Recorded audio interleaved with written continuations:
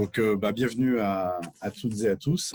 Et sur cette deuxième session 2023 des nouvelles pratiques philosophiques avec aujourd'hui, nous accueillons, ou plutôt elle nous accueille, Nathalie Fletcher, qui est docteure en philosophie et en pédagogie, qui est coordonnatrice scientifique de l'Institut philosophique citoyenneté jeunesse à l'Université de Montréal, et qui travaille comme praticienne et théoricienne en philosophie pour les enfants dans des contextes scolaires, parascolaires, et notamment elle est fondatrice aussi de l'association Brilla qui œuvre dans le domaine de la philosophie pour les enfants, entre autres. Nathalie, je vous laisse la parole et je vous laisse prendre le relais pour la suite. Merci, Nicolas. Parfait, merci. Bonjour tout le monde, vous allez bien? Alors, ici, il est 8 heures du matin, juste en dehors de Montréal, au Canada. Et si vous pouvez croire, il fait moins 35 degrés Celsius. Mais je suis vraiment très heureuse d'être avec vous aujourd'hui. C'est sûr que ça aurait été très agréable de se voir en personne, mais contente qu'on puisse se voir sur Zoom. Alors, aujourd'hui, on va parler d'une approche au sein du mouvement de la philo pour enfants qu'on appelle la philocréation. C'est une approche que mon équipe et moi développent depuis plus de 15 ans maintenant. Et puis, Nicolas et Frédéric m'avaient demandé d'un peu parler de cette approche parce qu'en particulier, on s'intéresse au monde des concepts. Comment rendre les concepts plus accessibles pour les enfants de tous les âges, incluant les tout-petits à partir du préscolaire. Alors, aujourd'hui, je vais vous présenter cette approche. Et comme Nicolas l'a mentionné, je suis moi-même philosophe, c'est vraiment ma passion. Je travaille comme professeur associé au département de philosophie à l'Université de Montréal. Et c'est là que je suis la responsable de l'Institut Philosophie, Citoyenneté, Jeunesse. Et j'aime beaucoup mon travail académique et enseigner, encadrer les étudiants. Mais ce qui me tient vraiment à cœur, c'est faire des projets avec les enfants, les adolescents, les communautés d'adultes. Alors, je pense que je suis beaucoup plus intéressée par la philosophie qui est démocratisée, qui est en dehors des murs universitaires. Alors, c'est un peu de ça qu'on va parler aujourd'hui. Et bien qu'on ait quand même plusieurs, si jamais vous avez une question, si vous voulez utiliser la fonction de main levée sur Zoom, ou bien juste lever votre main, afficher votre caméra, je suis vraiment informelle. Vous pouvez m'interrompre quand vous voulez, ça ne me dérange pas du tout. Alors, sentez-vous libre de poser des questions, donner des commentaires au fur et à mesure. Ça va aussi être un atelier assez interactif. On va avoir au moins 2 temps pour être en sous-groupe. Alors, comme ça, vous allez pouvoir tester les activités entre vous. Et puis, si ces activités vous intéressent, on a des programmes de formation, de certification pour pouvoir mieux les comprendre et avoir les licences pour les utiliser. Alors, voici ce qu'on va faire aujourd'hui. D'abord, je vais vous parler un peu de cette approche qu'on a développée à mon organisme Brilla. Ensuite, je vais vous donner un petit aperçu du contexte théorique derrière cette approche et aussi des exemples pratiques pour que ce soit un peu plus vivant. Et on va faire, comme j'ai mentionné, des jeux conceptuels pour être plus dans l'interaction, pour pouvoir vivre l'expérience un peu plus. Alors, pour commencer, je vais vous parler un petit peu de mon contexte de travail. Alors, quand j'ai commencé en philo pour enfants, moi, j'ai été formée à l'Institute for the Advancement of Philosophy for Children, l'Institut de Matthew Lipman et de Anne Margaret Sharp aux États-Unis. Et quand j'ai commencé ici à Montréal, il y avait très peu d'occasions de pratiquer. En fait, quand je disais que j'étais philosophe pour enfants, les gens me regardaient un peu avec préoccupation, comme voulant dire, tu fais quoi avec les enfants? Ils ne pouvaient pas exactement s'imaginer ce qu'on faisait. Dans leur tête, c'était comme on les rassemblait pour leur lire des tomes d'Aristote et puis ils trouvaient que c'était horrible comme idée, même la torture. Alors, au début, j'avais très peu d'occasions de pratiquer. Alors, j'ai été obligée de créer mes opportunités de pratique et c'est devenu l'organisme Brilla. Alors, à Brilla, nous, on cherche à développer la pensée, évidemment, la pensée critique, la pensée attentive, la pensée créative, mais aussi de donner la chance aux jeunes et aux adultes avec qui on travaille de créer à partir de leur pensée et ensuite de réaliser des projets dans le monde pour pouvoir activer leur pensée également. Alors, c'est notre mission. Notre premier projet est en 2007, alors ça fait plus de 15 ans qu'on existe maintenant. Et ce qu'on aime faire aussi, c'est de développer deux côtés de la considération. Alors, d'une part, on veut que les gens avec qui on travaille se sentent à l'aise d'apprécier les pensées, l'analyse des pensées, des arguments, alors un examen attentif de notre façon de faire, d'être vraiment attentionné, d'être réfléchi, d'être consciencieux, d'être rigoureux, mais aussi l'autre sens de considération qui est d'avoir un réel estime pour les autres, de respecter les gens avec qui on dialogue et leur bien-être, d'imaginer les impacts de nos pensées sur le monde. Alors, il y a aussi une mission un peu plus activiste, on pourrait dire, où on veut donner le pouvoir aux jeunes, surtout de pouvoir agir en fonction de leurs pensées et apprendre à développer une autonomie responsable. Alors, ce qu'on a réalisé, c'est que l'approche classique de la philo pour enfants, la CRP, la communauté de recherche philosophique, on est très fidèle au principe. Toute l'équipe a été formée, comme j'ai mentionné, avec l'Institut original. Mais ce qu'on a constaté, c'est qu'à cause de nos contextes bien particuliers, la CRP classique ne fonctionne pas toujours super bien avec les populations qu'on doit servir. Alors, on travaille avec les gens du préscolaire, les jeunes à partir de 2 ans et demi, 3 ans, même aussitôt qu'ils peuvent avoir des conversations. On fait de la philo avec eux. Jusqu'au collégial pour le volet jeunesse et puis ensuite avec les adultes dans différents contextes également. Aujourd'hui, je vais plus parler des jeunes, de la philo pour les jeunes. On travaille beaucoup avec les enfants de professionnels, alors les parents qui veulent déjà faire vivre leurs enfants comme des expériences un peu plus enrichissantes dès leur plus jeune âge. Alors ça, c'est un contexte particulier, mais en plus, c'est très important pour nous de donner des expériences importantes, significatives aux nouveaux arrivants et aux réfugiés. Alors beaucoup de nouveaux arrivants qui font partie de nos programmes ont vécu leur première journée au Canada dans un programme de philosophie. Alors, c'est quand même une grande responsabilité, un grand privilège également, mais vous pouvez voir déjà que ça complexifie la tâche, qu'il faut avoir des approches qui vont être assez accessibles pour différents types de milieux. On a aussi des jeunes qui sont à risque pour plusieurs raisons, soit qui viennent de milieux plus de violence, de marginalisation. On donne beaucoup de bourses aussi également à nos programmes. Alors là aussi, une grande diversité au niveau des classes, au niveau du statut social aussi. Et puis, on a aussi beaucoup de jeunes autochtones avec qui on a travaillé. Au début, on travaillait presque exclusivement avec les jeunes autochtones. Alors, comment faire pour respecter les différences culturelles et avoir une approche qui serait significative même pour des communautés qui n'ont pas nécessairement un intérêt en philosophie occidentale ou la façon qu'on concevoit la philosophie dans un milieu académique.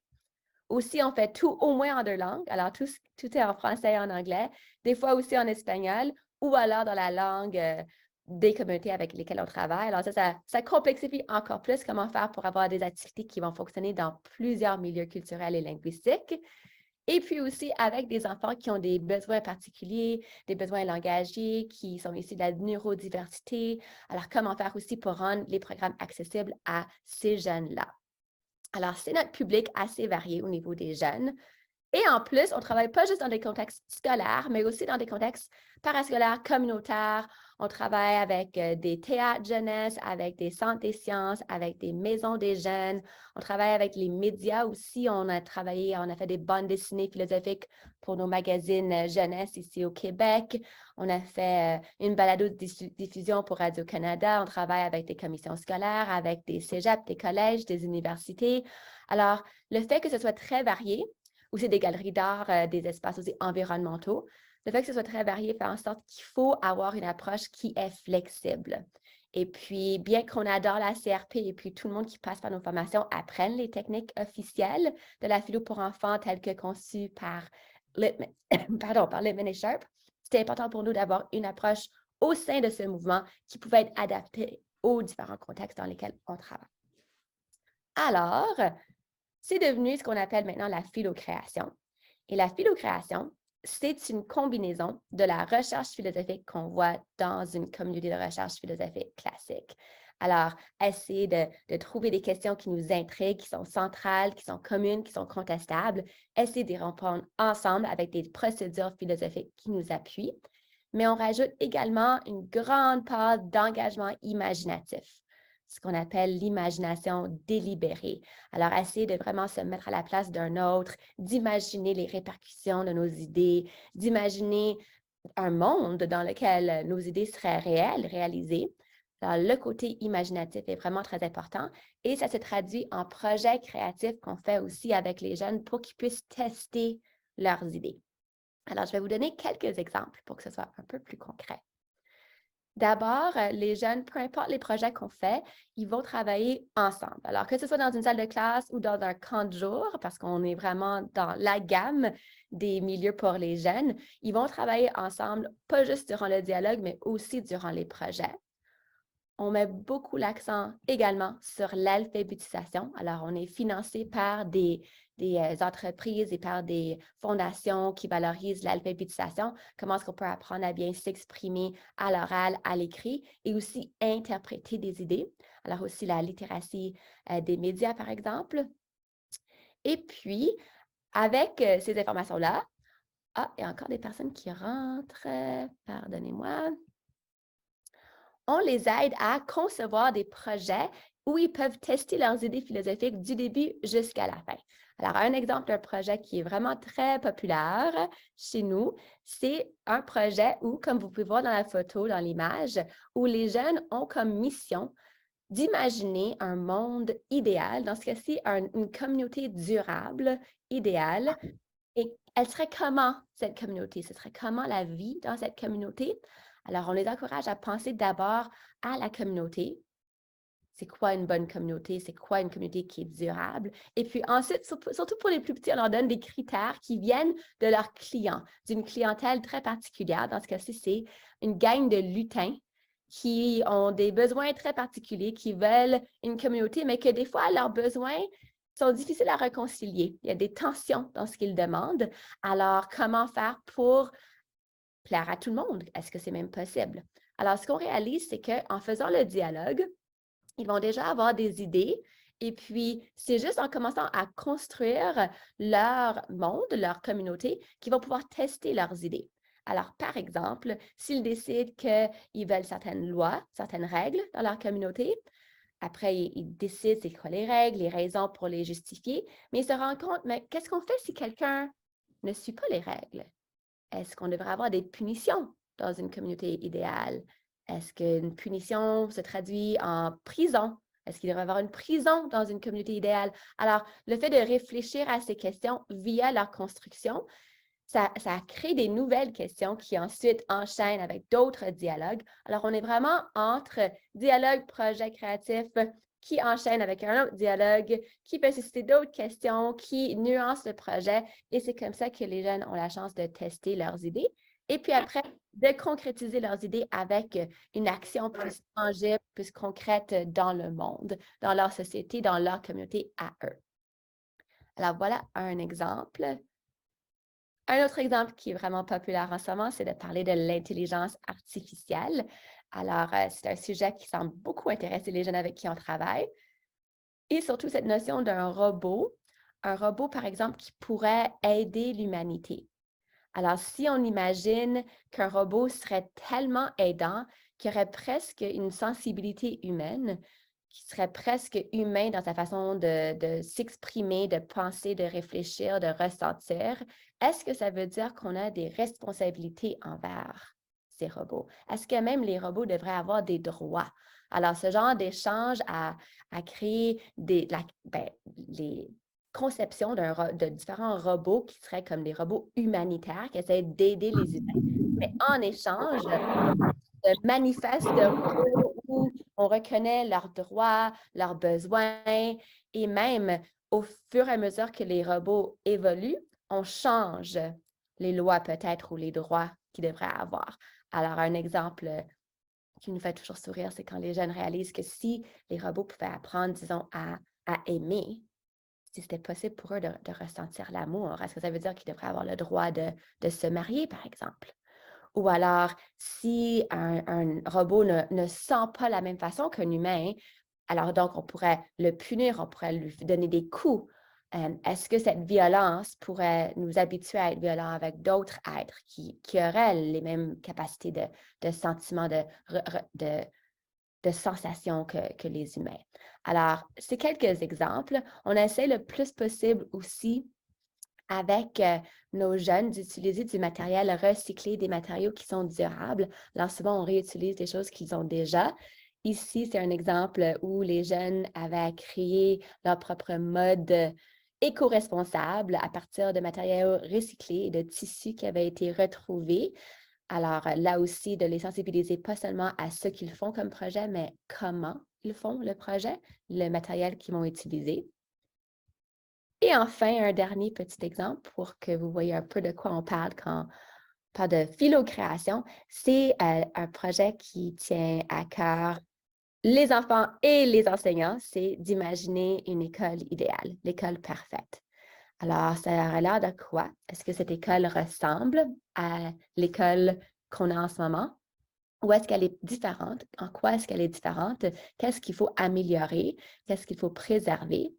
Dans ce cas-ci, on a un groupe de jeunes de 5 à 7 ans, pardon, qui, selon eux, il y avait beaucoup d'éléments de fantaisie dans leur proposition, ce que nous, on accueille parce que si on peut bien donner des raisons pour appuyer les choix fantaisistes, ça reste très philosophique. Alors, pour eux, la suggestion était d'avoir une école qui serait dirigée par des animaux, par différents animaux, parce que selon ce groupe de jeunes, on peut apprendre énormément des animaux et de la nature, et il faudra vraiment apprendre à le faire de façon délibérée. Alors, par exemple, les cours de gym, les cours d'éducation physique seraient enseignés par un guépard, par exemple, pour apprendre à être très rapide. Ou alors, on pourrait apprendre le multitâche, les techniques de multitâche avec une pieuvre. Mais ce qui nous a vraiment touché de ce projet en particulier, c'est que ces enfants voulaient que la directrice de l'école soit une tortue.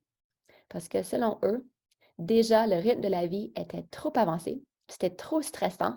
Ils vivaient ce stress même à 5, 6, 7 ans. Pour eux, ils voulaient apprendre à ralentir, apprendre à prendre leur temps aussi. Alors, pour eux, ce serait une tortue qui pourrait bien modéliser cette approche.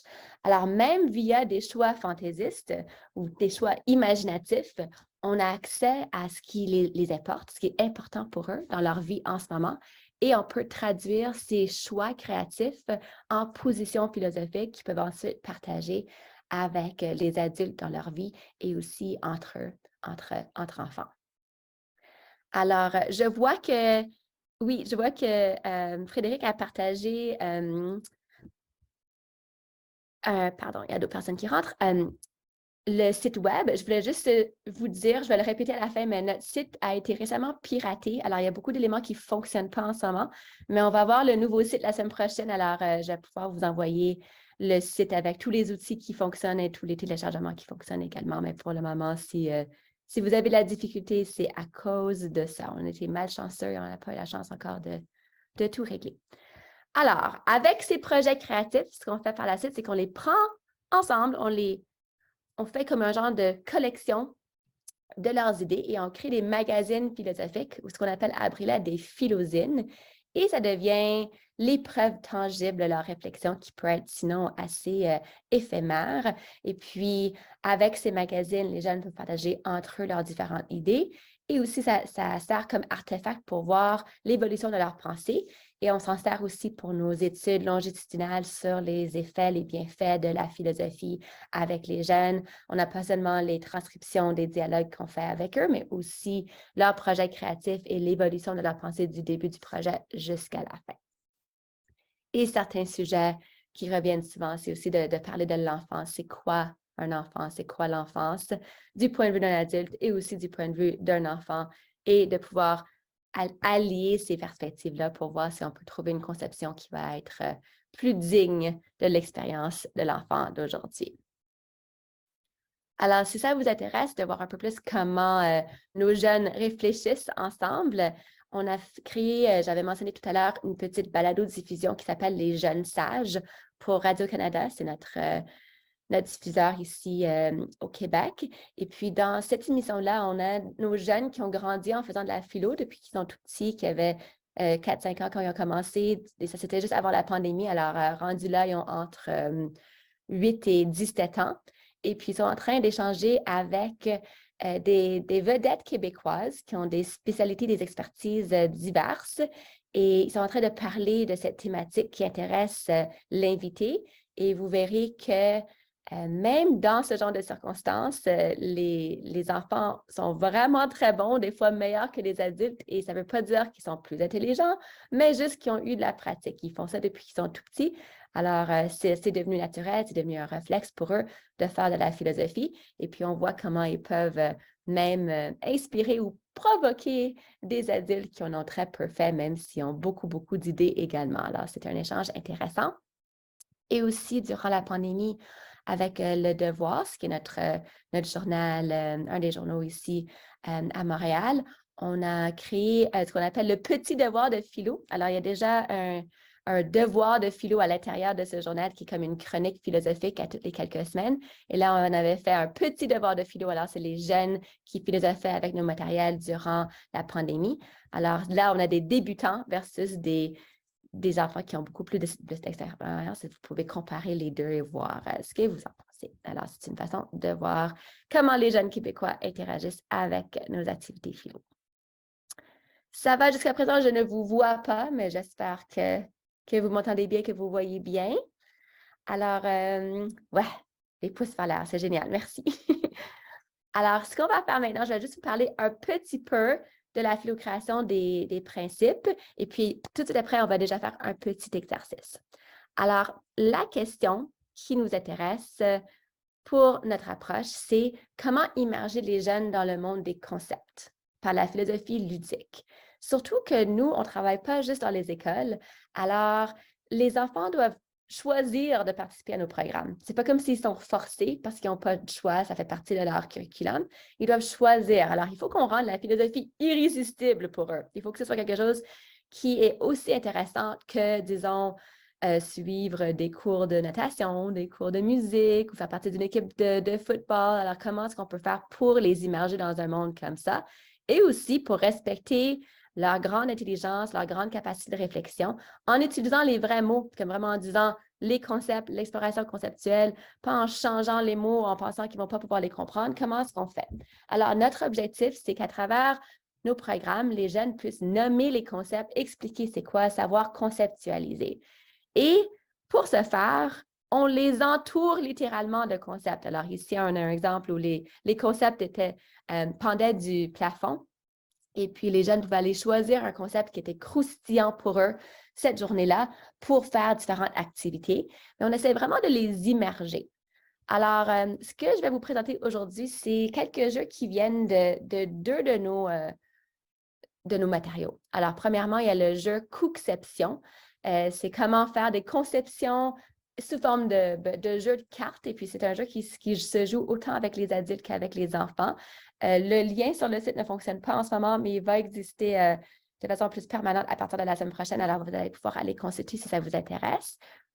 Et aussi, il y a le guide pédagogique qu'on appelle Concept Cité, où c'est vraiment qu'on imagine la cité des concepts, une ville populée par des concepts, comme si les concepts étaient des créatures vivantes. Alors, l'idée, c'est de jouer avec les concepts, vraiment de transformer ce travail en jeu pour que ce soit aussi accessible que possible, notamment parce que la pensée abstraite, la pensée métacognitive, c'est-à-dire la pensée qui essaie de réfléchir, comme l'acte de réfléchir sur ses propres actes de réfléchir, ça peut être très difficile pour les enfants, ça peut être aussi très inaccessible selon notre démarche. Alors, comment faire pour rendre les jeunes et les adultes à l'aise avec la pensée abstraite et la pensée métacognitive? Ça fait partie de nos objectifs. Aussi relié à ça, travailler ce qu'on appelle les concepts stéréotypés, et je vais y revenir, ça va faire partie de la petite portion théorique. Et enfin, pouvoir réfléchir aux choix créatifs par des procédures philosophiques.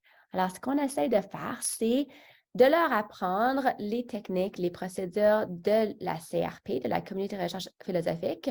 En philocréation, on a 7 types de CRP. Alors, 7 différents types de dialogues qui chacun essaie de travailler différents outils de la pensée et sont à cause de ça plus facile souvent pour les enfants et pour les animateurs débutants de faire, de pouvoir s'approprier ces procédures. Mais pour les projets créatifs, il faut pouvoir apprendre à transférer ces habiletés pour réfléchir de la même manière à nos choix créatifs. Pourquoi est-ce qu'on décide une certaine couleur, une certaine texture, un certain choix de, disons, si on retourne à l'exemple de la communauté idéale, durable, si on choisit une école, l'emplacement de l'école, ce serait pour quelle raison? Ce serait quoi les conséquences de ce choix-là? Ce serait quoi d'autres options possibles, des angles manquants? Alors, on réfléchit de la même façon comme durant un dialogue, durant les projets créatifs également. Alors, il y a un transfert de connaissances et d'habiletés à ce niveau-là. Et puis, comme j'ai mentionné, pour nous, jouer avec les concepts, une grande partie de la philocréation, le cœur de la philocréation, c'est d'imaginer les concepts comme s'ils étaient des créatures vivantes, avec leurs propres pensées, leurs propres sentiments, leur propre motivation et aussi leur propre apparence. Alors, oui, c'est les personnifier, mais ce n'est pas nécessairement les transformer en humains.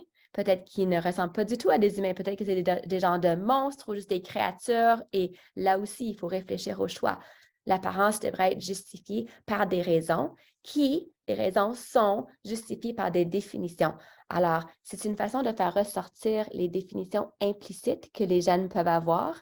Si on essaie de demander à un jeune enfant, c'est quoi la justice? Eh bien, peut-être que ça va être très difficile pour elle de répondre, mais si elle doit à la place imaginer la justice comme créature vivante, c'est beaucoup plus accessible et ses choix vont dévoiler ce qu'elle pense déjà par rapport au concept. Et puis là, on peut l'aider et aider aussi les autres enfants qui dialoguent avec elle à faire ressortir les critères de c'est quoi la justice en fonction des choix qu'elle a faits en transformant le concept en créature vivante. Alors, avant d'en dire plus, je vais vous donner la chance de jouer avec cette idée de transformer les concepts en créatures. Et puis, ce qu'on va faire, la première mission, ça va être avec un partenaire ou deux, je vais vous mettre en groupe de 3. Vous allez vous poser la question suivante en choisissant un concept dans votre groupe qui vous intrigue et en trouvant autant de détails que possible pour votre réponse. Et voici la question. Elle est très bizarre, je vous préviens. On est très bizarre. Après là, on aime faire de la philo un peu étrange. Alors, si vous pouviez sortir, dîner au restaurant avec un concept, quel concept voudriez-vous choisir et pourquoi? Alors là, ce n'est pas juste de choisir le concept et arrêter. Il faut vraiment réfléchir aux raisons, mais aussi à la situation. Alors, imaginez votre soirée ensemble avec le concept. Imaginez le choix de plats que vous allez manger, les conversations que vous allez avoir avec ce concept, l'atmosphère de la soirée et vos questions. Peut-être que vous avez des questions croustillantes, brûlantes que vous voulez absolument demander à ce concept. Alors, ce serait quelles questions? Qu'est-ce que vous imaginez comme réponse aussi? Alors, vraiment avoir une idée de la soirée. Peut-être que ce n'est pas dans un resto, peut-être que c'est un pique-nique sur une autre planète. Je ne sais pas, je vais vous laisser imaginer comme vous voulez, mais essayez de vraiment réfléchir aux détails. Et vos choix vont, encore une fois, révéler ce que vous pensez par rapport au concept. Alors, vos définitions vont être implicites dans vos choix. Vous pouvez essayer de les expliciter au fur et à mesure que vous dialoguez ensemble. Est-ce que vous avez des questions avant que je vous divise en petits groupes?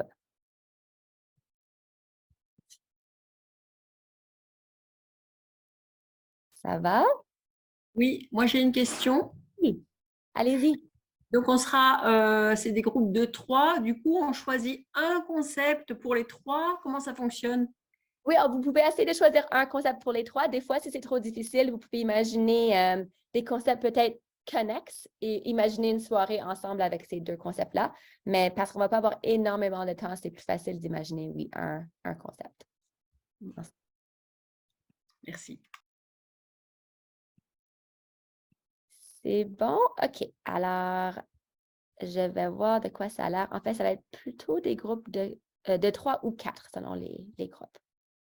Alors, je vais vous donner 8 à 10 minutes, puis ensuite, on va échanger ensemble sur ce que vous avez trouvé comme réponse, comme liste de réponses. Et c'est parti!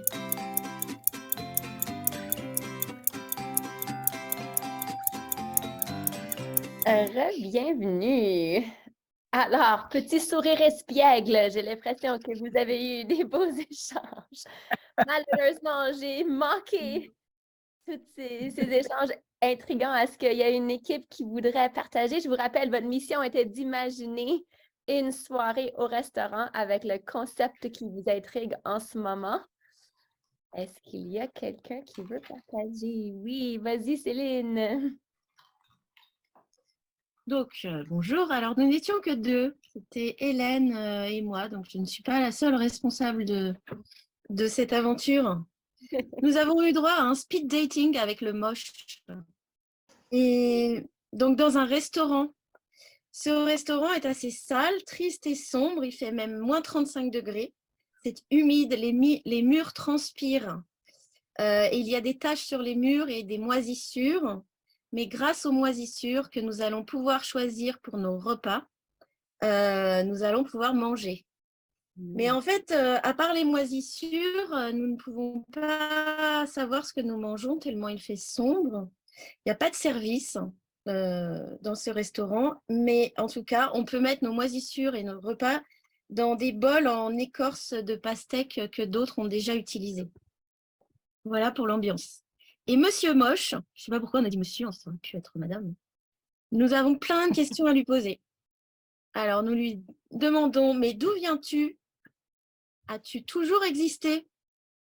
Étais-tu toujours le même à toutes les époques? Est-ce qu'il y a des avantages à être moche? Es-tu heureux? Pourquoi on t'évite ou on te méprise? Les moches sont-ils méchants? Les moches sont-ils jaloux ou peureux des beaux? Es-tu né moche ou es-tu devenu moche? Est-ce que tu es moche parce que je te vois moche? Est-ce qu'un surplus de mocheté peut être beau? Dernière question, comment tu me trouves? Et est-ce que vous avez eu des réponses à une de ces questions? Une On n'a réponse pas eu le temps. encore. Non, on avait trop de questions. Et comment est-ce que vous l'avez imaginé comme concept? Ah ben, on n'a pas encore eu le temps tellement il était moche. Et puis, il faisait sombre dans le restaurant. Ah, ok, d'accord. Alors, on ne voyait pas bien son apparence. Non. Pas de questions. OK, mais c'est à continuer. Alors, je suis intriguée. Je veux savoir ce serait quoi ces réponses à Monsieur Moche. Bon, ce sera pour une prochaine étape, prochaine rencontre. Ben, merci beaucoup, Céline. Merci. Il y a Anne-Christine qui veut rajouter. Voilà. Alors nous, contraster un peu avec Céline, j'étais avec Laure et avec Frédéric et nous avons invité le bonheur à dîner. Donc nous, c'était dans une atmosphère chaleureuse, sur une terrasse en bois, à côté d'un ruisseau, juste au-dessus de la mer, au soleil couchant. Donc, une terrasse en bois avec des coussins moelleux, entouré de chants d'oiseaux et de bruits naturels. Et donc, il y avait un grand buffet salé-sucré pour choisir ce qu'on souhaitait.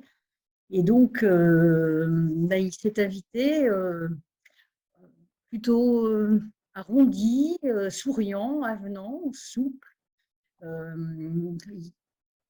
On pouvait se toucher et d'ailleurs, sa température s'adaptait à la météo. S'il était chaud, il était frais. S'il était frais, il chauffait avec des poêles amovibles, si nécessaire, surtout quand il fait moins 35, avec des yeux chaleureux et une voix douce et calme et chaleureuse aussi.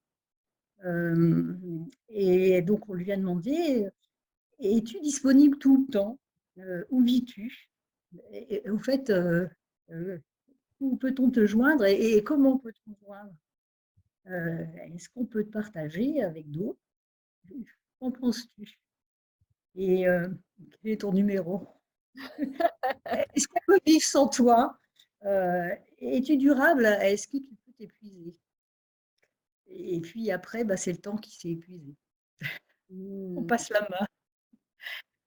Alors, beaucoup de questions, mais pas encore de réponses. Pas le temps. Oh, mais ça aussi, c'est super intriguant. Et si jamais vous avez son numéro, vous me l'envoyez aussi, hein, parce que je pense qu'il faut partager les coordonnées.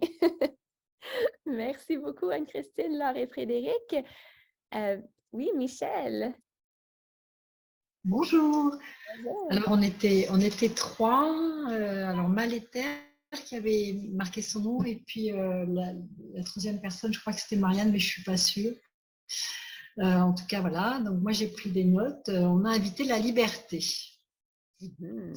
Et on se demandait où on allait l'inviter. On s'est dit que si on l'invitait dans un restaurant, ça serait un self, où on pouvait choisir ce qu'elle voulait, ou alors ça serait en plein air, un pique-nique, mais qui aurait de toute façon voilà, différentes choses, ou pas, on va voir après. La forme qu'on imagine, ça serait justement pas de forme, quelque chose de polymorphe, qui serait parfois une femme, parfois un papillon, parfois un fantôme, parfois de la fumée, parfois rien du tout. Donc on n'aurait pas toujours en face de nous la même matérialité. Et on pensait lui poser comme question si on relie la liberté à la possibilité de choisir, ce qu'on dit souvent quand on travaille sur le concept de liberté, la liberté c'est d'avoir le choix. Ben, on voulait lui poser comme question si c'était pas lassant d'avoir à choisir. Si en fait parfois elle ne trouvait pas que d'avoir à choisir, d'avoir à gérer finalement c'était un carcan, c'était difficile, c'était un poids. Et puis on voulait lui demander si en fait pour exister elle n'avait pas besoin de son contraire, c'est-à-dire qu'elle n'avait pas besoin d'un cadre et de contraintes, sinon elle n'existerait pas. On s'est demandé aussi quel plat elle allait prendre, parce que même si on en avait fait plusieurs, ou si elle aurait préféré qu'on ne fasse rien du tout, c'est-à-dire qu'on puisse imaginer et que voilà, c'est au fur et à mesure qu'on imagine les choses et on les ferait en même temps qu'elle. Et qu'est-ce qu'elle aimerait? Donc on s'est dit qu'elle aimerait peut-être du salé sucré, ou qu'elle aimerait quelque chose comme une salade mélangée où il y a beaucoup d'ingrédients, pas un plat, pas un steak frites, la liberté. Voilà ce qu'on a pensé concernant la liberté. Voilà, c'était un exercice intéressant dans lequel on est bien rentré et c'était ludique aussi. On s'est pris au jeu. Est-ce que vous étiez tous d'accord dans votre groupe par rapport au choix de soirée ou de journée avec la liberté? Plus ou moins. Bah, sur les formes, par exemple, on avait imaginé des choses différentes. Donc, c'est pour ça qu'on s'est dit qu'elles seraient polymorphes. Ensuite, oui, on a adhéré au fait de lui poser comme question si en fait d'avoir à choisir, c'était pas déjà qu'elle ait imposé le fait que la liberté c'était de choisir et qu'elle ait tout le temps à choisir, si finalement c'était pas déjà lassant ou un carcan et que peut-être que pour elle c'était plus la liberté. Oui. J'ai l'impression, et les autres ont sûrement des choses à apporter que j'ai peut-être oubliées. Ah non, mais c'est génial, on a déjà vraiment un bon portrait. Merci. Merci beaucoup. Je vois pas votre prénom, mais c'est Ibon, le nom de famille, ça se peut? Oui, oui, allez-y. Oui, bonjour, c'est Esther, mon prénom. bonjour. On était deux, mais j'ai oublié le prénom de la personne sympathique avec laquelle j'ai travaillé. Elle nous le dira peut-être. Donc, on a décidé d'inviter le concept de gourmandise. Alors, on a beaucoup réfléchi parce qu'on n'est pas habitué à ce genre d'exercice. C'était une première pour nous. Donc, on a d'abord commencé à chercher à l'imaginer. Donc, on imaginait quelqu'un de plutôt rond, avec un visage un peu joufflu, plutôt enfantin et souriant. Voilà, j'ai essayé de le dessiner. Je ne sais pas si vous verrez quelque chose, mais il est là. Et donc, on a mis autour plutôt des sucreries, c'est ce qui nous est venu en priorité, mais aussi des photos accrochées de souvenirs, puisqu'on a rattaché la gourmandise un peu aussi à l'enfance et une espèce de Madeleine de Proust. Il est souriant, il est joyeux. J'ai dessiné des personnes avec une flèche pour montrer qu'il permettait le partage également. Et alors, on n'a pas décrit le restaurant, on n'a pas eu le temps. On a préparé quelques questions. Donc, on lui demanderait, par exemple, c'est quoi quelque chose de bon ou de pas bon? À partir de quel moment la gourmandise peut-elle être un défaut? Et puis ensuite, sans le présupposer, est-ce que la gourmandise peut être un défaut? Est-ce que la gourmandise passe par la raison ou par le rationnel? Quels sont les critères de la gourmandise et comment distinguer le gourmand du gourmet? Je crois que c'est tout. Voilà, c'est toutes les questions. Parce qu'on avait d'abord fait une espèce de, comment dire, on a relié un peu la gourmandise à différents autres concepts, en fait, pour essayer de mieux le définir. Et puis, voilà. J'espère que j'ai rien oublié. Ah, c'est super, merci beaucoup. En effet, vous avez dans votre équipe déjà anticipé quelque chose qu'on fait avec les jeunes, c'est de commencer avec un portrait du concept. Alors, c'est super, ça nous aide à imaginer de façon plus concrète un peu de quoi pourrait avoir l'air cette créature fantaisiste. Et puis aussi, le fait de faire des liens avec d'autres concepts, c'est quelque chose que nos groupes plus avancés de jeunes font beaucoup. Cet été, on avait sur le mur un arbre de famille, comme une généalogie des concepts et qui est relié à qui, c'est qui l'oncle de qui sont les meilleurs amis. Alors, c'est une façon aussi de réfléchir aux définitions via les liens qu'on fait entre les concepts. Alors, c'est vraiment génial. Est-ce qu'il y a une dernière équipe qui voudrait partager? Ouais, Guillaume, vas-y. Ouais, on avait choisi le bonheur. Puis, donc, nous, c'était beaucoup, on se demandait encore, c'était pas clair, là, c'était quoi le bonheur. Par exemple, on se demandait d'abord s'il serait seulement comme zen, détendu, un peu comme aucune émotivité. Tu sais, il est tellement paisible et serein qu'il n'y a pas besoin d'exprimer quoi que ce soit. Puis là, on était peut-être en désaccord parce que est-ce que bonheur, il faut qu'il soit, non, au contraire, expressif, puis souriant, blagueur, joyeux. On doutait pas mal là. Mais fait que là, on était coincés un peu avec ça encore. Et puis, ensuite, on s'est demandé, là, grosso modo, là, je vais finir avec ça, si bonheur, il serait insouciant, genre des problématiques qu'il y a dans le monde. Est-ce qu'il serait comme juste comme trop positif? Là, on s'est demandé, là, les gens, des fois, qui sont. Il y a comme le cliché là, de la personne qui veut comme tout le temps être trop positive. Là. Des fois, le monde se moque de cette personnalité-là. Puis finalement aussi, est-ce qu'elle serait justement, elle veut comme se couper du négatif, fait qu'est-ce qu'elle serait juste parle-moi pas des problèmes, là. Genre, on va juste parler des choses joyeuses. Genre, fait que les sujets de conversation, on se demandait justement s'il fallait éviter les sujets chauds.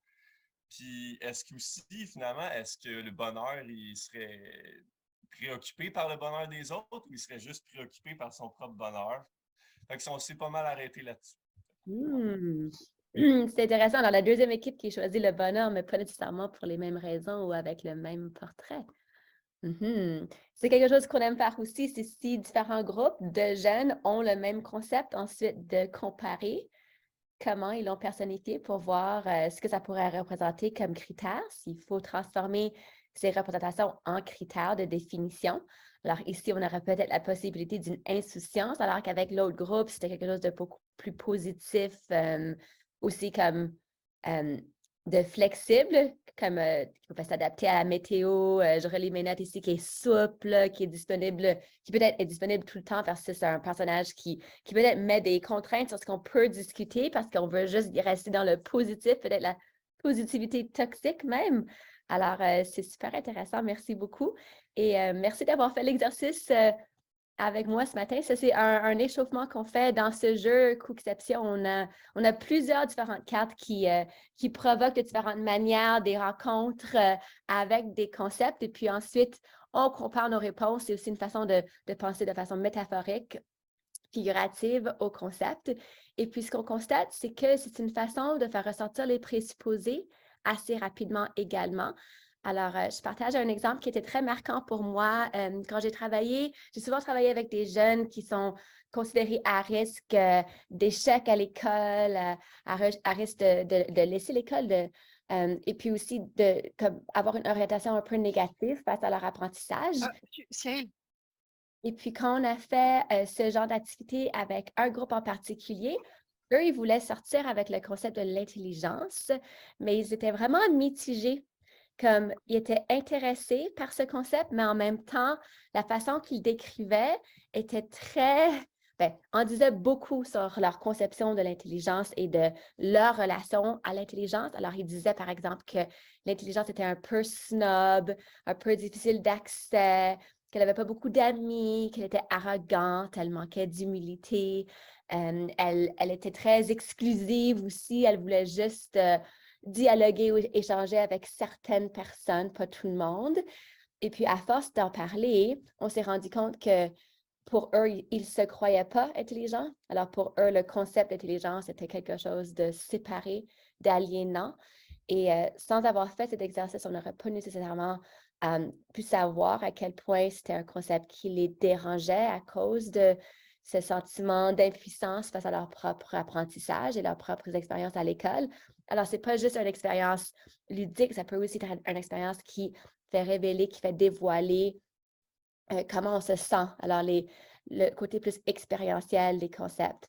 Alors, l'inconfort qu'on peut ressentir face à cet concept et comment cet inconfort peut communiquer peut-être des présupposés qu'on a par rapport à ça. Alors, par la suite, ça nous a un peu permis de diagnostiquer un problème avec ce concept pour ce groupe et par la suite de pouvoir voir comment les aider à complexifier le concept. Alors, de parler des multiples intelligences, de parler de ce que ça veut dire vraiment d'être intelligent, de comparer à d'autres peut-être concepts semblables comme la sagesse, par exemple.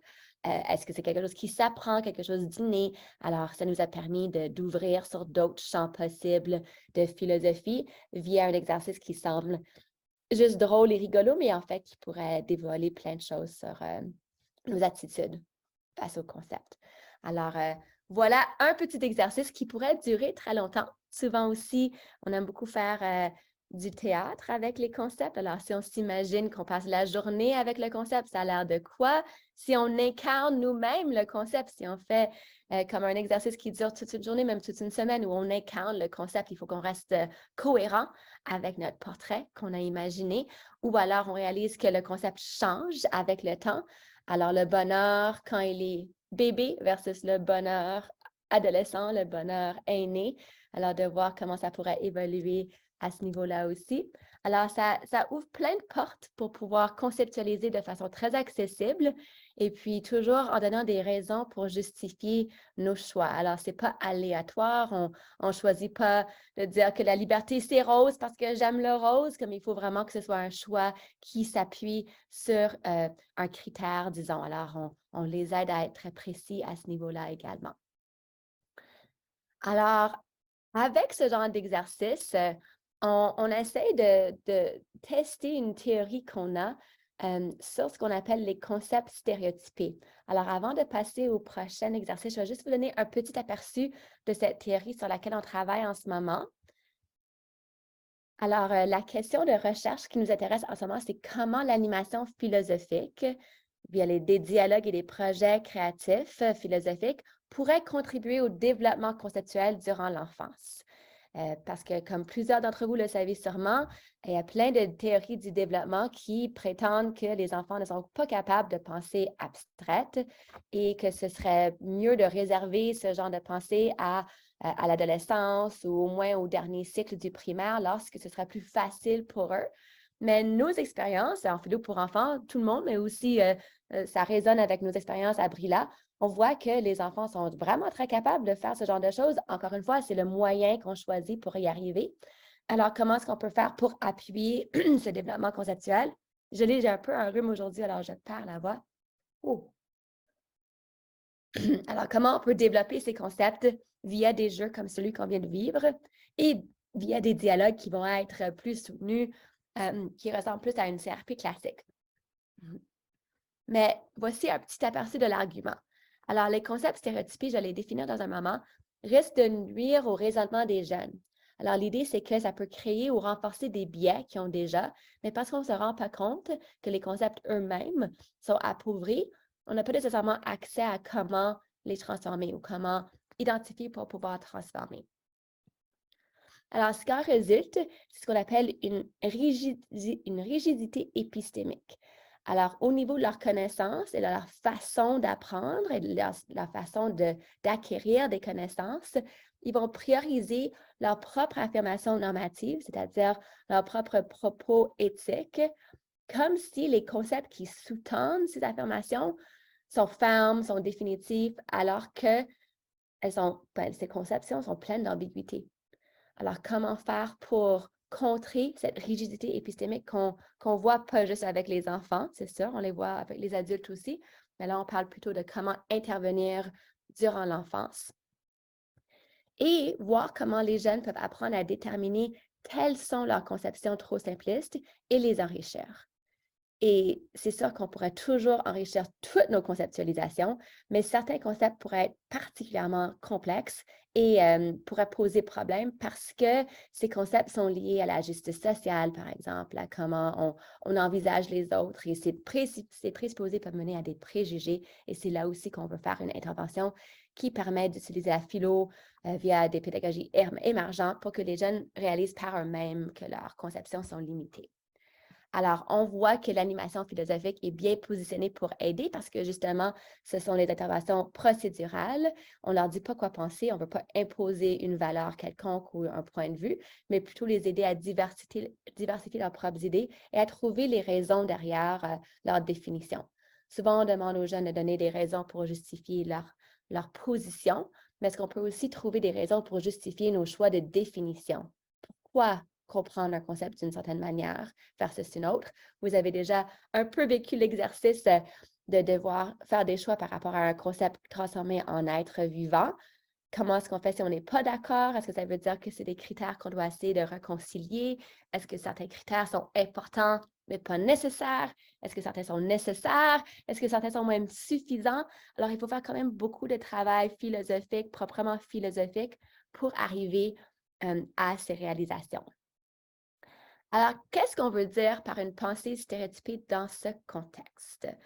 Je m'appuie beaucoup sur le théoricien Walter Lippmann, qui a d'ailleurs critiqué, si vous ne le connaissez pas, il a beaucoup critiqué John Dewey, qui a influencé, comme vous le savez, beaucoup la philo pour enfants.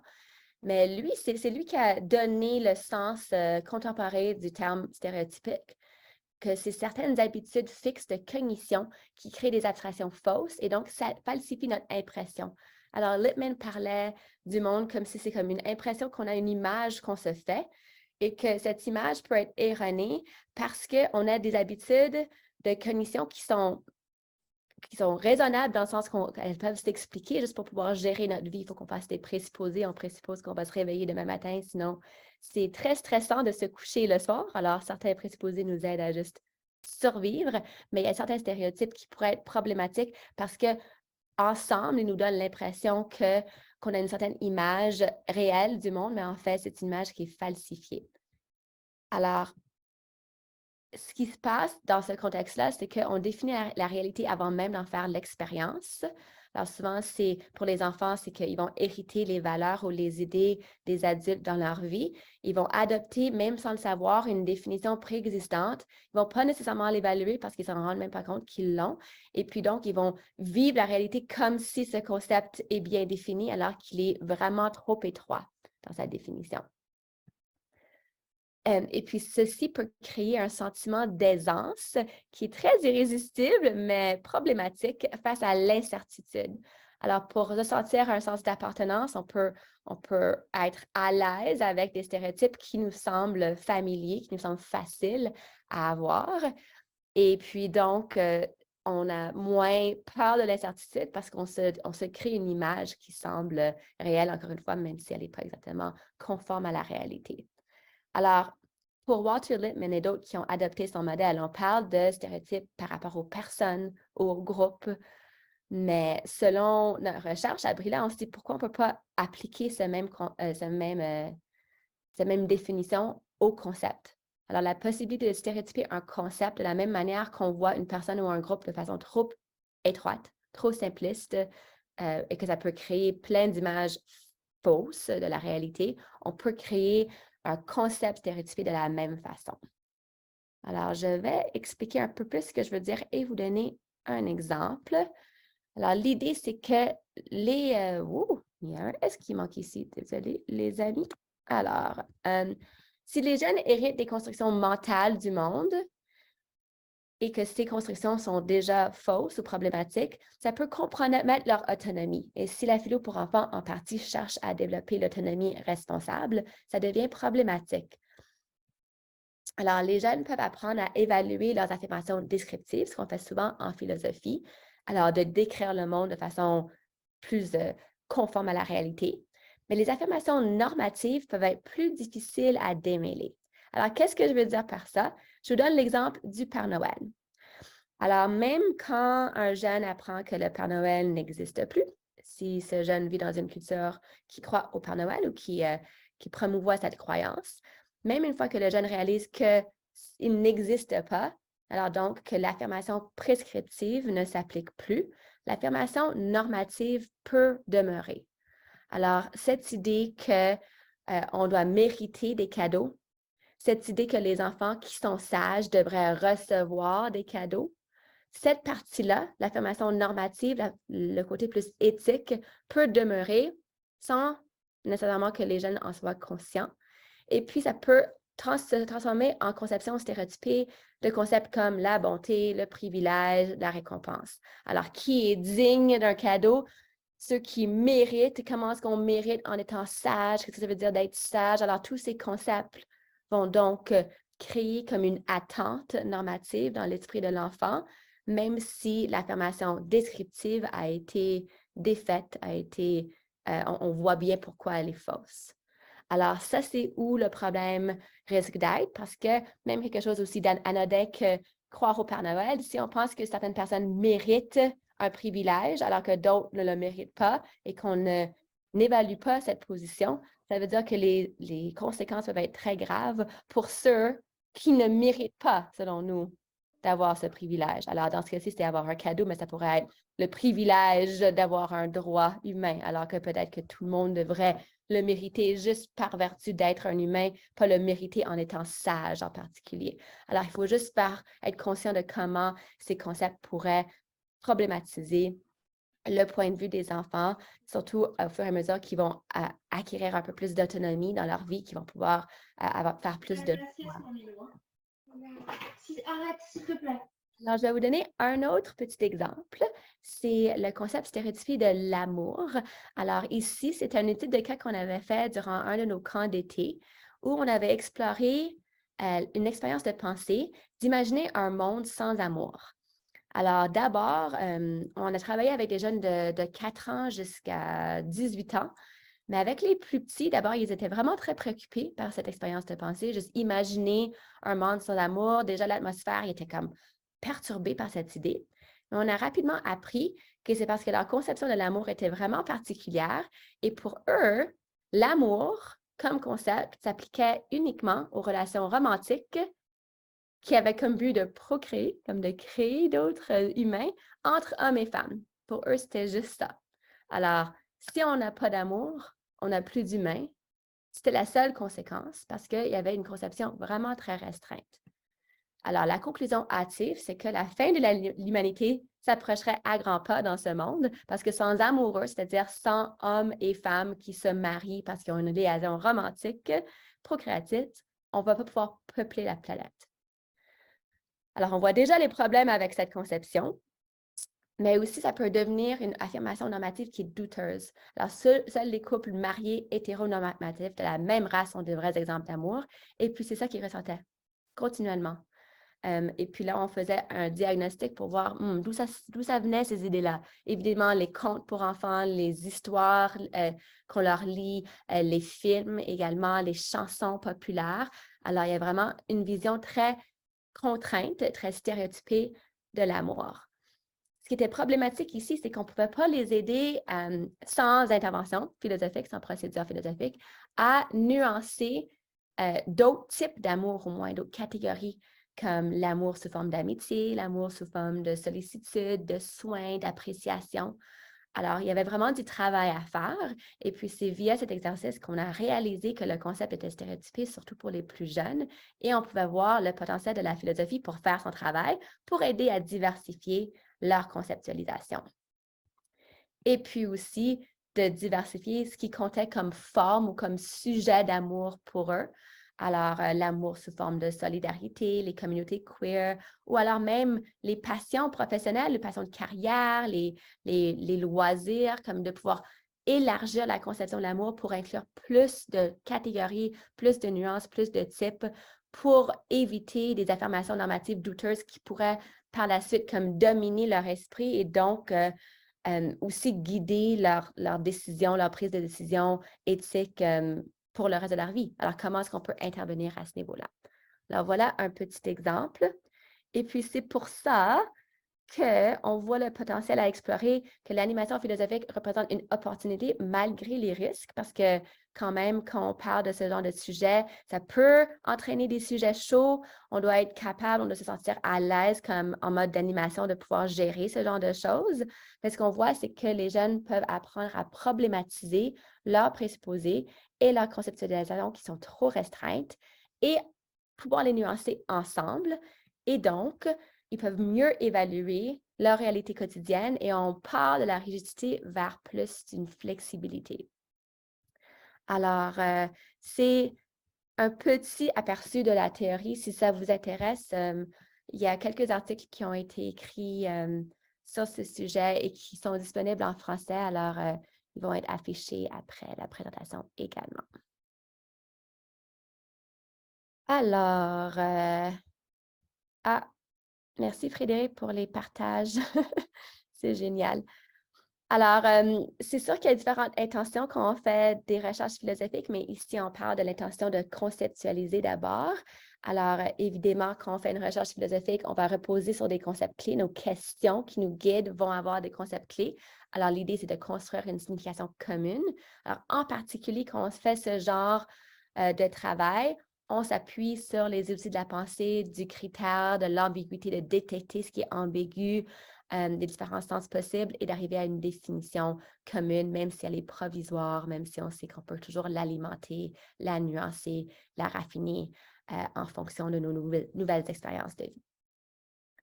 Ça va pour ça. Est-ce que vous avez des questions par rapport à ça avant qu'on passe à la prochaine activité? C'était juste pour vous donner un peu de contexte théorique.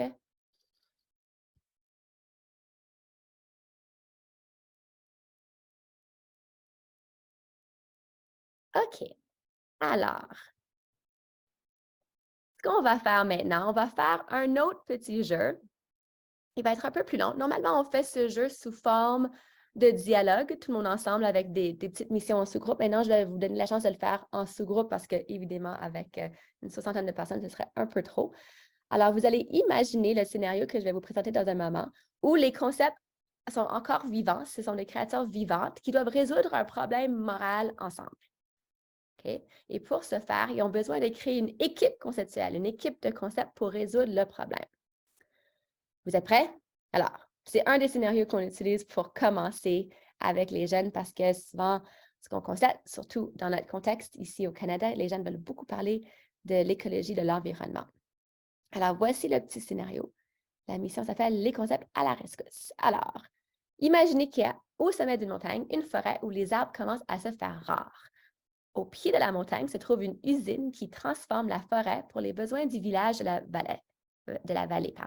Les arbres deviennent des livres pour la bibliothèque ou encore des planches pour les maisons des habitants. Okay.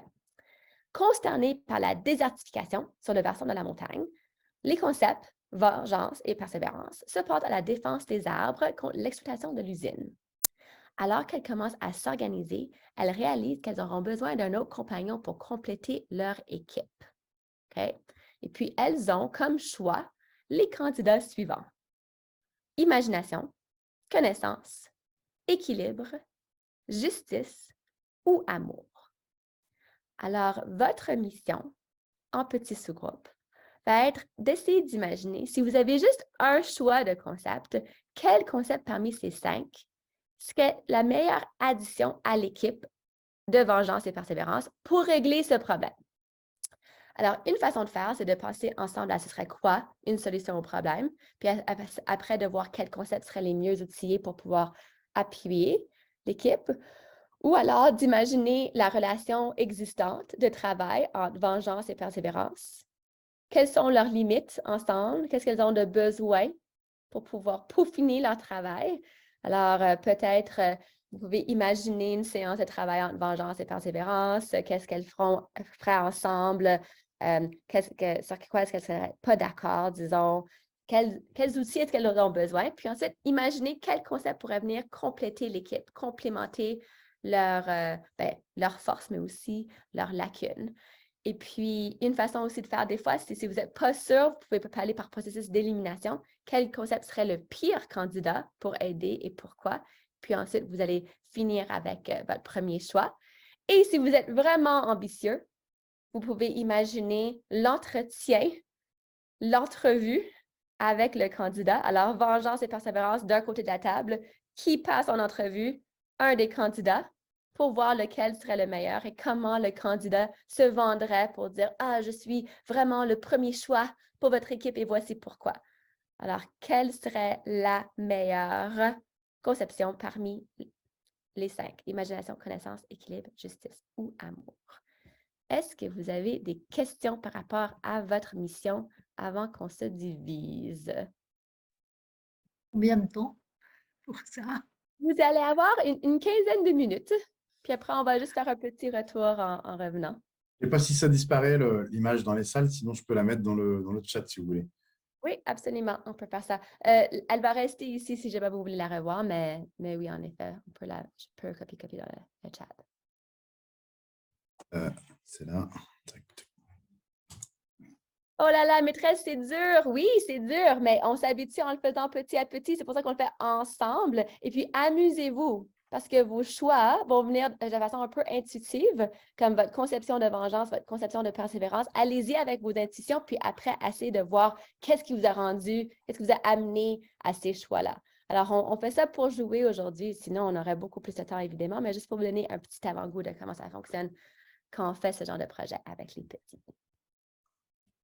OK, alors on va changer les groupes. Alors, ce sont des groupes de 3 ou des fois 4.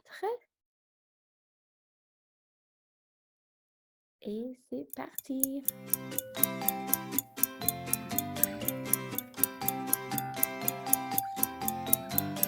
Vous êtes sûr de votre choix? Vous avez bien choisi avec l'équilibre? On se demande là finalement. Hein. On était parti sur l'imagination. Le premier, c'était l'imagination. Et on s'était dit que l'imagination, oui, mais par le passé, l'imagination ne fait pas tout, quoi. Qu'on a déjà. Moi, j'avais un petit faible pour l'imagination. Hein, parce que si c'est pas grâce à l'imagination qu'on sauve le monde, c'est un peu notre âme d'enfant qui doit reprendre le dessus, là, comme le petit prince dans Syntex. Hein. Donc, j'avais un petit faible pour l'imagination au début. Je suis curieuse de voir ce que les autres équipes ont pensé. Est-ce que vous avez eu la même tension entre imagination et équilibre ou est-ce que vous aviez d'autres concepts en tête qui vous a interpellé? Oui, Guillaume? Là, tout à l'heure, c'est Marie-Paul, c'est ça? Ouais. Ah, elle est partie. Je sais pas si on avait pris l'amour, là, comme une autre personne dans le chat le signifié. Puis on a fait comme dans notre scénario, là, c'est très révolutionnaire. Là, c'est comme un scénario de propagande communiste. Fait que là, on s'est dit que Vengeance voulait faire la révolution, tout mettre à terre. Puis Persévérance, c'était son adjoint pour l'appuyer là-dedans. Mais Vengeance, c'était le guide, le leader, le leadership là-dedans. Et dans le fond, on se demandait si... au début, on était en train de se dire, ah ben là, la ville, elle utilise le bois pour construire des maisons à la bibliothèque, oui, OK, c'est important, tout vivre. On ne peut pas s'en passer de ces technologies. Là, on s'est dit, ah ben peut-être que l'amour, elle pourrait dire, au contraire, on n'a rien d'autre de besoin que l'amour pour être heureux. On peut se passer de technologie, tu sais, air pur et vivre d'air pur et d'eau fraîche et d'amour, là, tu sais, vraiment hippie au bout. Fait que là, dans ce scénario-là, c'était un peu la naïveté là, qui prônait, ou tu sais, l'idée de on fait la révolution, puis on fout tout à terre, puis l'amour va nous sustenter. Puis l'amour a convaincu toute la gang. Mais là, on s'est dit, oh là là, on ne veut pas forcément que l'amour ait l'air aussi naïf que ça. Là. Il faut peut-être prévoir quelque chose là, après la Révolution. Fait que je ne sais pas où est-ce que ça s'enlignait. On n'a malheureusement pas trouvé les solutions. Là. On aurait bien aimé. Enfin, Tu mais fais c'est ça. réagir dans le chat, Guillaume.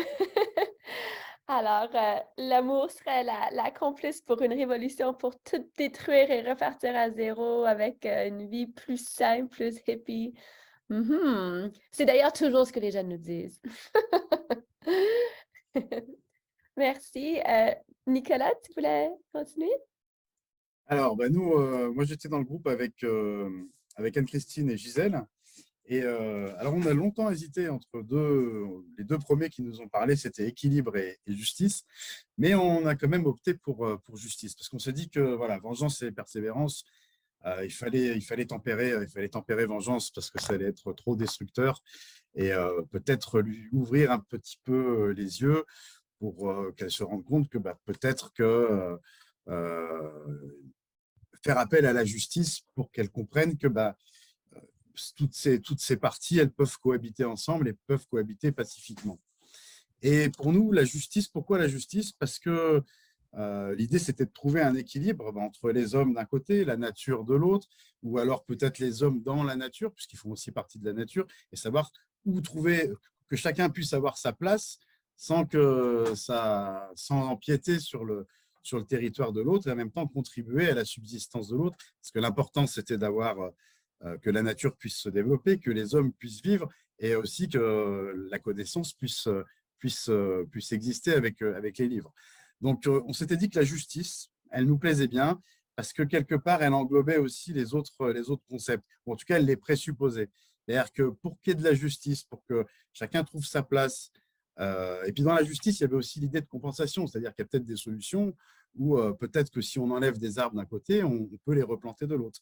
Et en même temps, il y a ce côté aussi dans la justice un peu contraint, c'est-à-dire d'une loi qui impose un système. Et là, on était parti sur le Costa Rica, par exemple, qui a été déboisé pendant très longtemps et qui a imposé un système de loi de préservation de l'environnement, et qui en même temps a permis une loi intelligente, c'est-à-dire qui était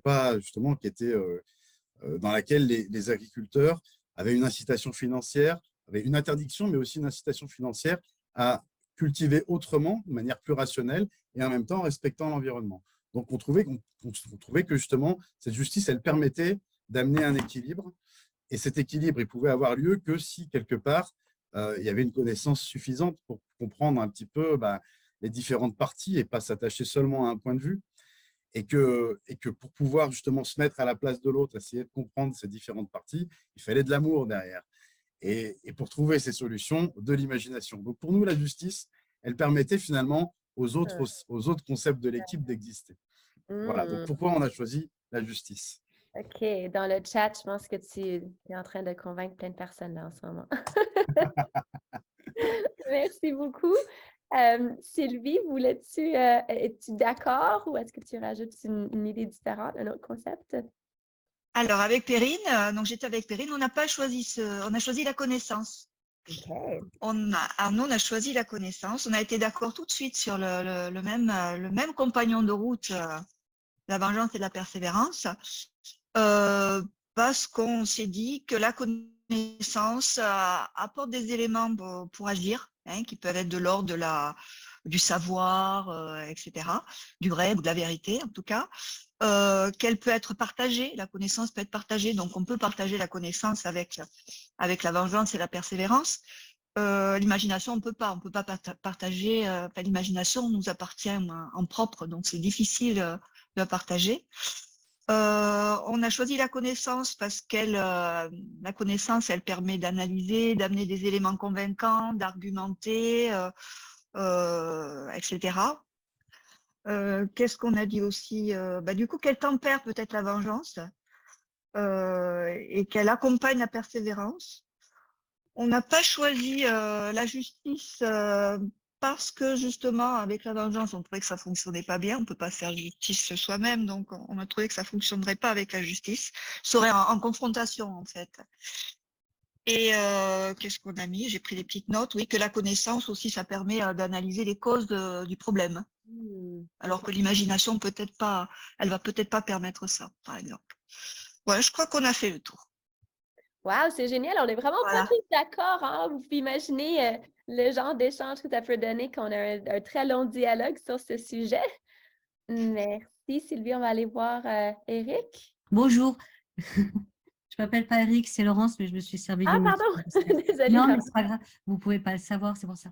Alors, moi, dans mon groupe, enfin, nous, dans notre groupe, pardon, nous avons choisi l'amour parce que on s'est rendu compte que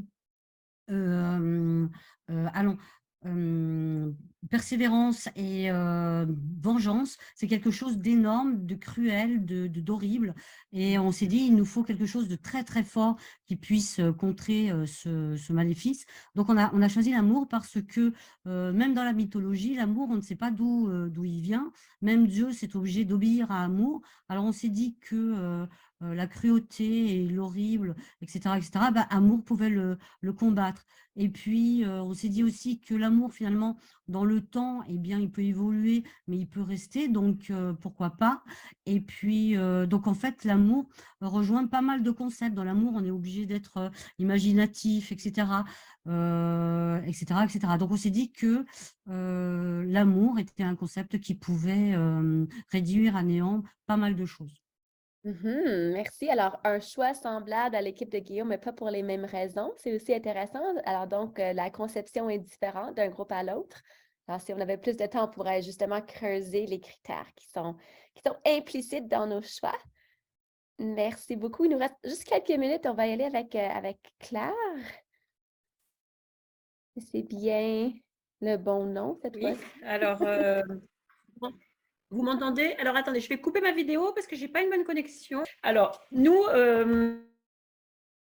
on a évolué au fur et à mesure puisqu'on était parti sur les 3 premiers termes, c'est-à-dire imagination.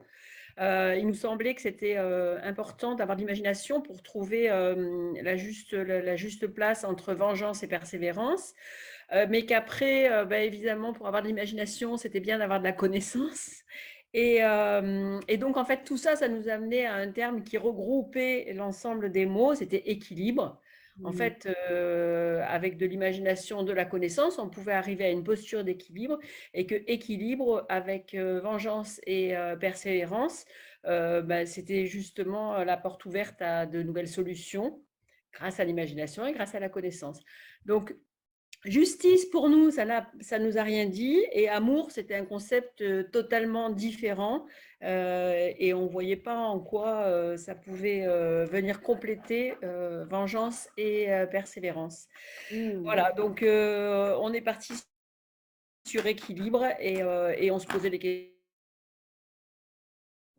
questions. Qu'est-ce que équilibre, qu'est-ce que ça peut permettre d'envisager de différent pour trouver des solutions. Et voilà, on s'est posé pas mal de questions à ce sujet. Super, merci beaucoup. Et parfois, juste comme petite, juste un petit point sur comment les jeunes vont essayer de tricher avec ça. Ils vont dire, OK, non, mais ça va être équilibre. Mais équilibre, sa meilleure amie, c'est imagination. Alors, elle va en parler avec elle le soir. Elle va trouver d'autres solutions. Puis équilibre va venir avec les solutions imagées d'imagination le lendemain. Alors, ils trouvent des moyens d'incorporer toutes les différentes idées. Mais normalement, le petit remue-ménage que vous venez de faire, ce serait la première partie d'un dialogue qui s'étendrait sur plusieurs jours. Alors, juste pour un peu compléter, soirée pyjama chez l'Imagination, oui, absolument. Nous, juste récemment, on a pu acquérir un terrain au nord de Montréal. C'est où je suis en ce moment, vraiment enneigé, mais sur un lac avec une forêt et tout ça. Alors, on fait de la philo en campagne. Alors, vous pouvez imaginer l'exercice que vous venez de vivre, mais vraiment étendu dans le temps élastique sans avoir la contrainte des minutes chronos qui passent. Alors, si jamais ça vous intéresse, soit à vous, on fait des programmes pour adultes aussi, ou à vos jeunes de venir voyager ici au Canada pour faire de la philo avec nous, eh bien, vous serez les bienvenus. Et puis, normalement, on aurait beaucoup plus de temps pour échanger. On fait des projets créatifs, on compare nos réponses, on les nuance à partir de ces comparaisons. Et puis, on arrive à des pistes de solutions qui nous semblent encore plus robustes qu'on avait au départ. Et puis, si entre-temps, comme j'ai mentionné, notre site a été piraté, alors il y a des problèmes avec le site, mais si entre-temps, vous voulez voir des activités gratuites en philo-création, on a aussi créé une centaine d'activités durant la pandémie pour les jeunes qui étaient en isolement. Alors, c'est au site de l'Université de Montréal, en dessous de la bannière Quête Philo. Alors, vous pouvez aller consulter ça également. Alors, il est déjà 10h03 et je veux respecter votre temps, mais si vous avez des questions, je suis vraiment à l'aise de rester pour celles et ceux qui auraient des questions. Et puis voilà, mais sinon, je vous remercie vraiment pour votre participation. Ça passe vite 2 heures, mais c'était vraiment très agréable d'échanger avec vous et de voir un peu comment on peut jouer avec les concepts à tous les âges. Merci beaucoup, Nathalie. Pour les liens vers les ressources, normalement, on les a toutes mises en ligne sur la page de Nathalie, sur le Geniali que vous avez. Je vais vous remettre le lien dans le chat, comme ça vous l'aurez. Il y a juste peut-être Brilla, il faut que je réactualise le lien, parce que je crois qu'il est, c'était pas le bon lien que j'avais mis, ou alors il n'est pas actif, mais je vais résoudre ce petit problème rapidement. Écoutez, merci beaucoup encore pour votre participation. Je trouve que tout le monde a été bien actif et bien rentré dans les activités, en tout cas. Ça nous a donné aussi plein d'idées pour des animations, pour des pratiques philosophiques, d'ateliers avec des enfants ou des adolescents, et même des adultes. Le prochain rendez-vous, ce sera, excusez-moi, je regarde l'autre écran en même temps, c'est pour ça que vous ne me voyez pas. Ce sera le 15 février. Alors, ce sera un webinaire qu'on va animer avec Frédéric sur la littérature jeunesse pour introduire une discussion à visée philosophique à l'école. C'est un webinaire qu'on a déjà fait l'année dernière. Donc, ceux qui étaient déjà venus l'année dernière, il n'y aura pas grand-chose de nouveau cette année. Donc, voilà, vous retrouverez exactement à peu près le même contenu que l'année dernière. Donc, on préférait vous prévenir aussi que vous soyez avertis pour pas que vous soyez déçus de retrouver la même chose cette année. Et ensuite, on se retrouvera donc là, c'était pour le 15 février. Et la prochaine, après le 15 février, ce sera le 22 mars. Le 8 mars. Le 8 mars, pardon. Le 8 mars avec Pénélope Dufour. Pénélope Dufour pour une éducation ouverte au pluralisme en philosophie pour les enfants. Voilà. Écoutez, merci de votre attention. Merci Nathalie encore pour cette intervention. Merci beaucoup Nathalie, c'était vraiment excellent, hein. C'était formidable. Merci beaucoup. Alors, c'est ça, je vous partageais avec, on a aussi des vidéos qui vont sortir très bientôt. Le timing n'est pas super parce que c'est à partir de la semaine prochaine, mais j'envoie ça à Nicolas qui pourra vous envoyer les liens une fois que tout va être en ligne. On les rajoutera sur les pages. Vous avez à chaque fois, je rappelle, sur le Geniali, vous avez plusieurs pages pour chaque intervenant. Donc, n'hésitez pas à les faire défiler. La première, c'est une présentation générale. La deuxième, c'est le webinaire qu'on montrera d'ici peu. Je ne garantis pas à la fin de semaine, mais on va essayer d'aller au plus vite. Et sur la dernière page, vous avez pas mal de ressources, de vidéos aussi. Donc, voilà, faut explorer, il faut vous balader dans le support. Et venez nous voir durant l'été. Il ne fait pas moins 35. Il va faire plus 35, en fait. C'est ça. Merci beaucoup. Bonne fin de journée à tout le monde. Excellente journée à vous, en tout cas, et à bientôt. Merci tout le monde. Bonne journée. Au revoir. Au revoir, merci.